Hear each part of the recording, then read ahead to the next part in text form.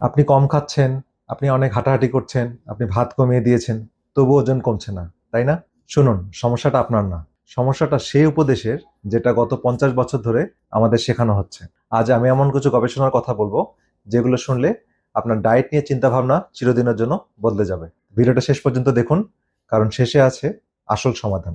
এই ভিডিওতে আমি আছি doctor ARM Jamil, functional and integrated medicine consultant. তো আমরা এই ভিডিওতে খুব গুরুত্বপূর্ণ ইনফরমেশনগুলো ইনশাল্লাহ শেয়ার করব। তো আমরা সবাই একটা কথা শুনে বড় হয়েছি, যেটা হচ্ছে কম খাও, বেশি হাঁটাহাঁটি করো, ওজন কমে যাবে। তো ডাক্তাররা এই একই কথা বলছেন, টিভিতে একই কথা বলা হচ্ছে, ইউটিউবে একই রকম কথা বলা হচ্ছে। কিন্তু একটা প্রশ্ন করি, এই উপদেশ মেনে আপনার আশেপাশের কয়জন মানুষ স্থায়ীভাবে ওজন কমাতে পেরেছেন?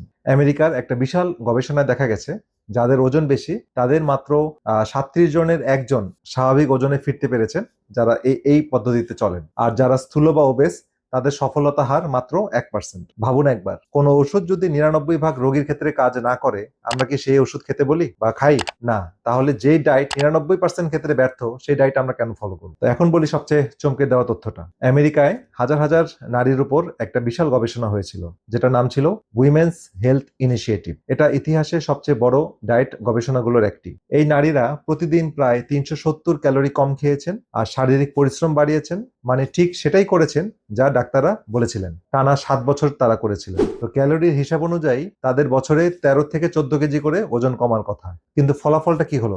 7 বছর পর দেখা গেল তাদের ওজন প্রায় একই রকমই রয়ে গেছে। যারা ডায়েট করেনি তাদের সাথে কোনো পার্থক্যই তাদের দেখা গেল না। আরেকটা গবেষণা, লুক অ্যাহেড ট্রায়াল, আমেরিকায় সরকারি অর্থায়নে বছরের পর বছর মানুষকে দিনে মাত্র 1200 ক্যালোরি খাওয়ানো হলো। 8 বছর পর গবেষণাটা বন্ধ করে দেওয়া হলো। কারণ হিসেবে লেখা হলো একটা শব্দ, ফিউটিলিটি, মানে অর্থহীন। অর্থাৎ হার্টের রোগও কমেনি, কাঙ্ক্ষিত কোনো ফলও আসেনি, ওজন তো কমেইনি। তো এই গবেষণার কথা কেউ বলে না, কারণ এগুলো কম খাও তত্ত্বের সাথে যায় না। কানাডার বিখ্যাত কিডনি বিশেষজ্ঞ ডাক্তার ডাক্তার জেসন ফাং তার নতুন বই দ্য হাঙ্গার কোড এর উত্তর দিয়েছেন খুব সুন্দরভাবে। তার উত্তরটা হলো একটা শব্দে, সেটা হচ্ছে হরমোন। সহজ করে বুঝাই, আপনার শরীরে একটা ফ্যাট থার্মোস্টেট আছে।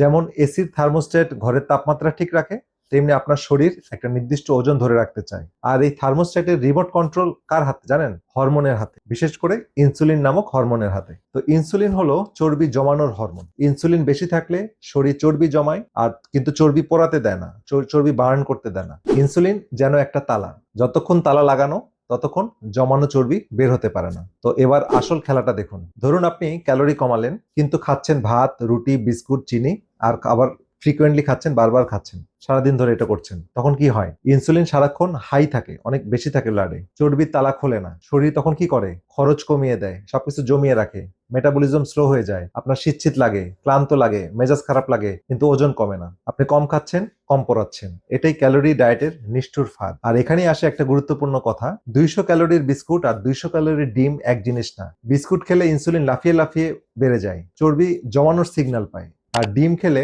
ইনসুলিন তেমন বাড়েই না, বরং পেট ভরার হরমোন লেপটিন বেশি আসে। ক্যালোরি সমানই, কিন্তু শরীরের ভেতর ঠিক উল্টো ঘটনা ঘটে। অর্থাৎ ডিম খেলে আপনার উল্টার ওজন কমে আসে একই ক্যালোরিতে। তো খাবার শুধু এনার্জি না, খাবার হলো শরীরের জন্য নির্দেশনা।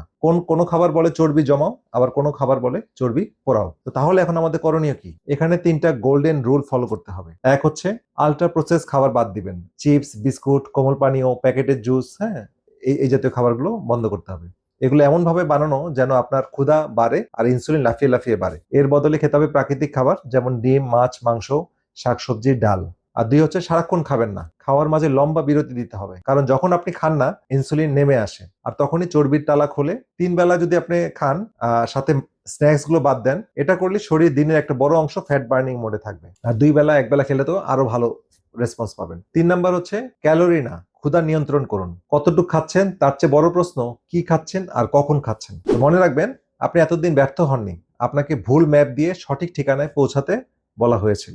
এই তথ্যগুলো যদি আপনার চোখ খুলে দিয়ে থাকে, তাহলে এখনই ভিডিওটি শেয়ার করুন, কারণ আপনার পরিবারের হয়তো কেউ না কেউ না খেয়ে কষ্ট করছে, কিন্তু ওজন কমাতে পারছে না। এই একটা শেয়ার তার জীবন বদলে দিতে পারে। তো কমেন্টে লিখুন আপনি কত বছর ধরে ডায়েট করছেন। আমরা প্রতিটা কমেন্ট আপনার পড়ে দেখি, উত্তর দিব ইনশাল্লাহ। আর এই ভিডিওতে যে গবেষণার কথা বলছি, women's health initiative, look ahead trial সহ সব ধরনের রেফারেন্স কমেন্ট বক্সে পিন করে দেওয়া আছে। নিজে যাচাই করে দেখুন, কারো কথা বিশ্বাস করা দরকার নেই। পরের ভিডিওতে দেখাবো ইনসুলিন কমানোর সবচেয়ে সহজ ও কার্যকর পদ্ধতি, যেটা আপনি কালকে থেকে শুরু করতে পারবেন। মিস করতে না চাইলে পেজটি ফলো করে রাখুন। সুস্থ থাকুন, সচেতন থাকুন। দেখা হবে পরবর্তী ভিডিওতে। আল্লাহ হাফেজ।